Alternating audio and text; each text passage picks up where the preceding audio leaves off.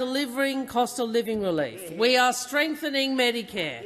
We are building more homes. We are investing in reliable and affordable energy, and we are taking action on climate change. We are focused on delivering for all Australians. But what we see opposite is actually not a serious opposition.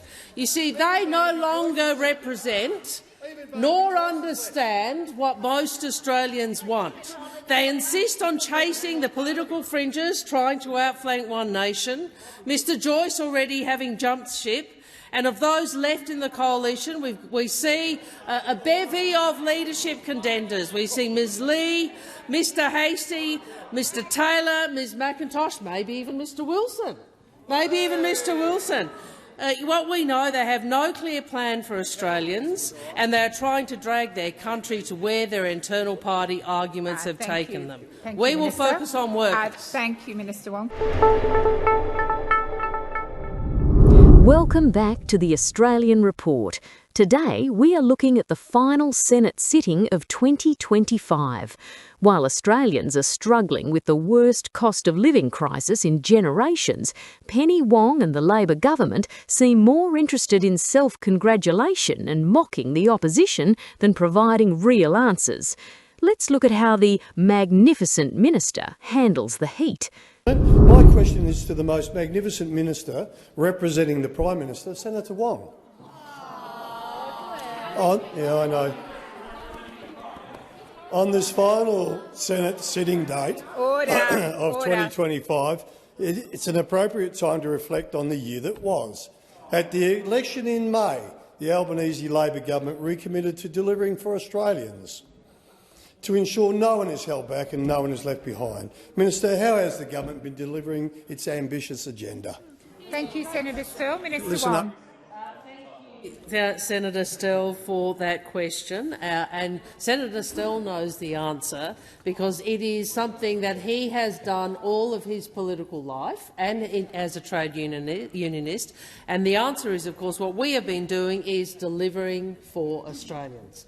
And what better example today, than the announcement today as to the agreement to reform environmental laws, not only to protect our environment for future generations, but to speed up decision-making for projects in national priority areas like housing, renewables and critical minerals. And I want to pay tribute to Senator Watt for his tremendous work.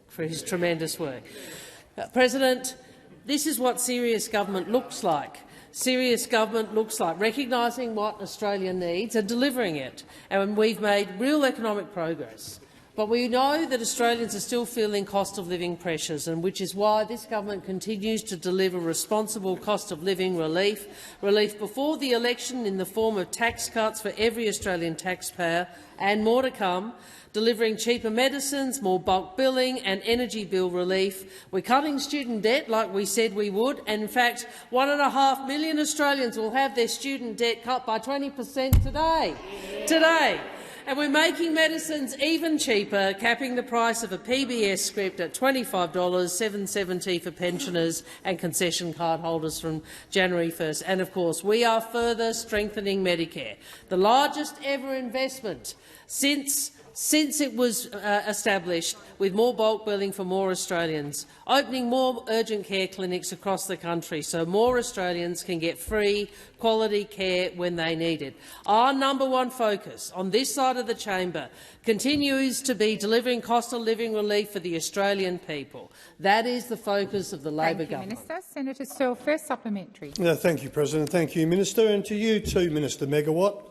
A central focus of the Albanese Labor government has been to continue to deliver cost of living relief to Australians.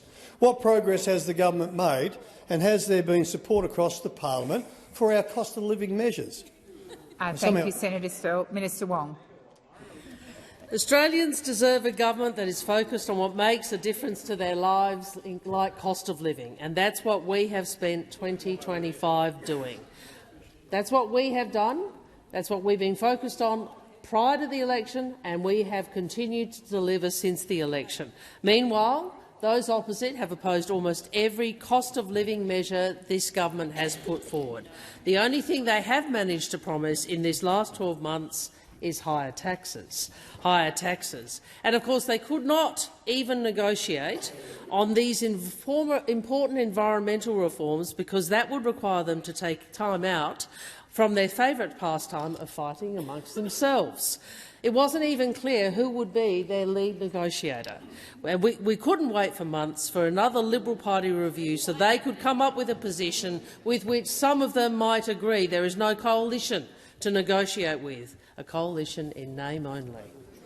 It's a recurring theme. When Labor is asked about their own failures, they immediately pivot to attacking the coalition. But things got significantly more heated when Penny Wong was asked to explain a secret $2.5 billion deal involving allegations of corruption. Before we get into the Nauru corruption scandal, if you value independent reporting that holds the Canberra bubble to account, consider subscribing to the Australian Report. We bring you the bits the mainstream media ignores. Thanks very much, President. My question is to the Minister of Foreign Affairs, Minister Wong. Minister, the federal government, and specifically your department, the Department of Foreign Affairs, was made aware of serious evidence of corrupt payments to senior Nauru officials, including the current and former president of Nauru, by Austrac. So how on earth did your government then sign a $2.5 billion secret deal with a government that you knew to be corrupt? Thank you, Senator Shoebridge. Minister Wong. Thank you, President. Thank you, Senator Shoebridge. First, I'd make the point that actually the MOU, I think, was negotiated by the Home Affairs Department. What I would say is we have zero tolerance for corruption, but unlike you, Senator, I will not comment on the contents or nature of classified Austrac reporting. Thank you, Minister. Senator Shoebridge, first supplementary. Zero tolerance, huh? Is it because you know the current Nauruan government is so corrupt that your government has sought to hide every detail of this $2.5 billion deal from the Australian public, hiding the MOU, hiding even the speech the Nauruan president put on his Facebook page? Is your response to corruption, as we see again today, to hide it from the public? Thank you, Senator Shoebridge. Minister Wong. I think those questions should be addressed to, as I said, you've addressed me as Foreign Minister. I don't believe the MOU discussion is in the portfolio of the Foreign Ministry. Thank you, Minister. Senator Shoebridge, second supplementary. Well, Minister, that says it all, doesn't it? Yeah. Reporting in the Sydney Morning Herald today found that your government has been indirectly funding the criminal bikie gang, the Finks, through dodgy contractors like MA Services, both in Nauru and even in the NAC here, guarding the NAC apparently. Why hasn't your government, why haven't you taken action to stop these contracts, or is giving Australian public money to bikie gangs now Labor policy? Minister Wong. Senator, I refer to my very first answer. Australian expectations about... I'm sorry, Senator Wong. Please resume your seat. There's a three-way conversation going on across the chamber when the minister is answering the question. Minister Wong, please continue. Thank you. I refer you to my my first answer, Senator, and I would also say to you that Australian government expectations about the use of Australian government funds are clear and are... Oh, sorry, Senator Shoebridge. Just wait, Senator Shoebridge. The minister is not being relevant to my question here, which is about bikie gang payments, which were not covered by the Austrac, but indeed covered by the SMH reporting. The minister knows that and is trying to avoid the question. Senator Shoebridge, 3 times I called you. You are answering a question. The minister is being relevant to the question. Have you, Minister, did you want to make a further contribution? Yes, I did. I again would say Australian government expectations about the appropriate use of Australian government funding is something we apply across government. Thank you, Minister. Senator Mulholland. Senator Shoebridge, we have moved on. Order. Minister Wong. The disrespect that is being shown by Senator Shoebridge to you, President, is disgraceful. He should withdraw that. Senator Shoebridge, you've been invited by Minister Wong to withdraw those comments. Yeah, I withdraw them, President. Sorry? Oh, thank you. I withdraw them. I withdraw them, President, is what I said. Thank you, Senator Shoebridge. Zero tolerance for corruption, but zero answers for the Australian public. That is the Penny Wong standard. Next, we look at the total collapse of Labor's housing policy, where the Minister for Foreign Affairs attempts to defend a scoreboard of zero houses built. My question is to the Minister representing the Prime Minister, Senator Wong. Reports today say the Housing Minister, quote, read the Riot Act to Housing Australia bureaucrats. The HAF scoreboard is not good. It has bought 889 homes, built none, and in some cases is spending $1.3 million per dwelling, almost 3 times the average Australian cost to build one, all while Housing Australia faces accusations of severe governance dysfunction. Will the government admit that it has lost control of its housing agency? Thank you, Senator Kovacic. Minister Wong. The answer to the last part of that multifaceted question is no.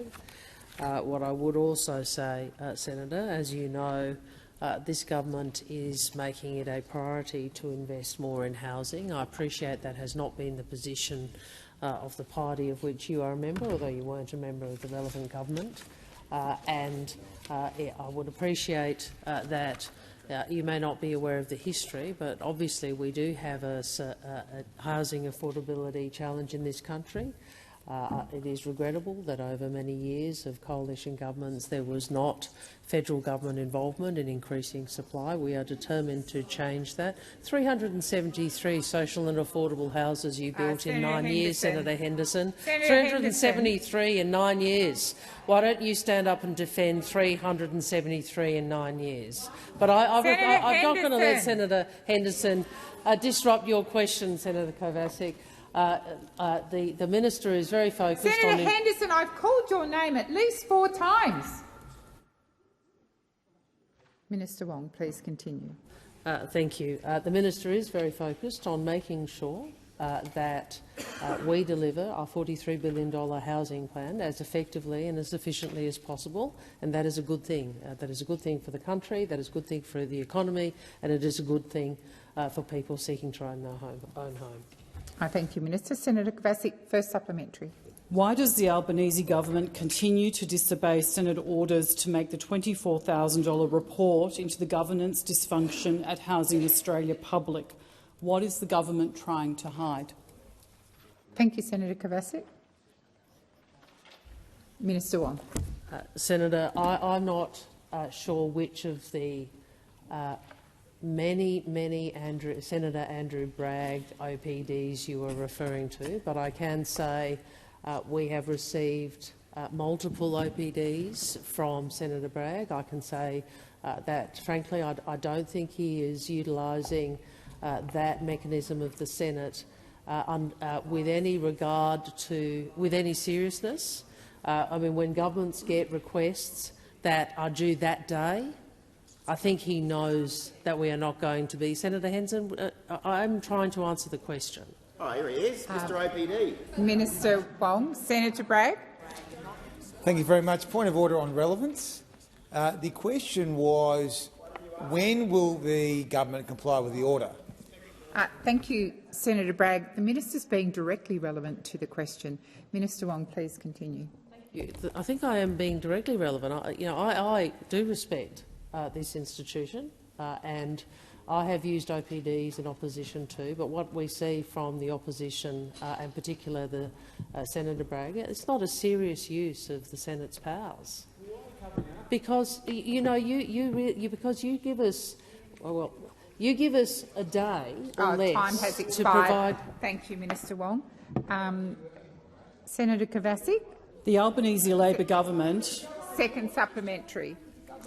The Albanese Labor government is spending $60 billion to build fewer homes than the previous coalition government.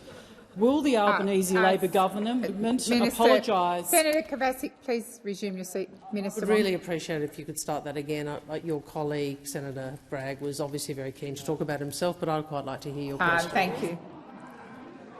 Senator Kovacic, if you would start your question again, and we'll start the clock again. Thank you. The Albanese Labor government is spending $60 billion to build fewer homes than the previous coalition government.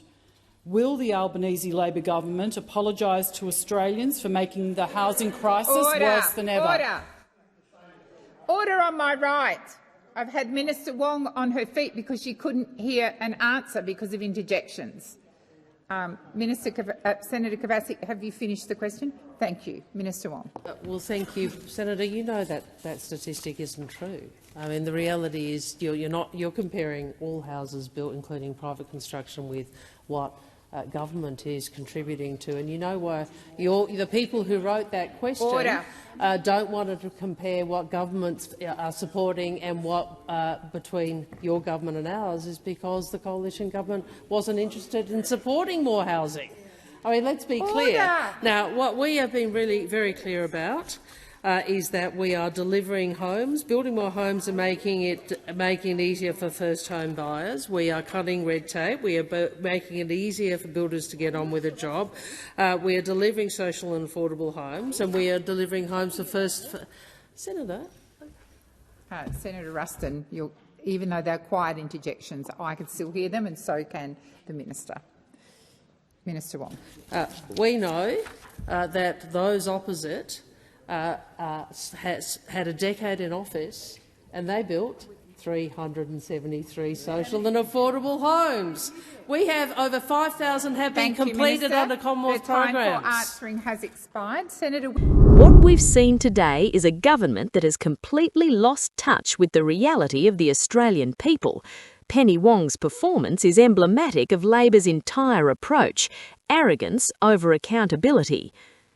When asked about $2.5 billion of taxpayer money potentially funding corrupt officials or even bikie gangs through dodgy contractors, the minister hides behind classified reporting and then has the audacity to lecture others on disrespect.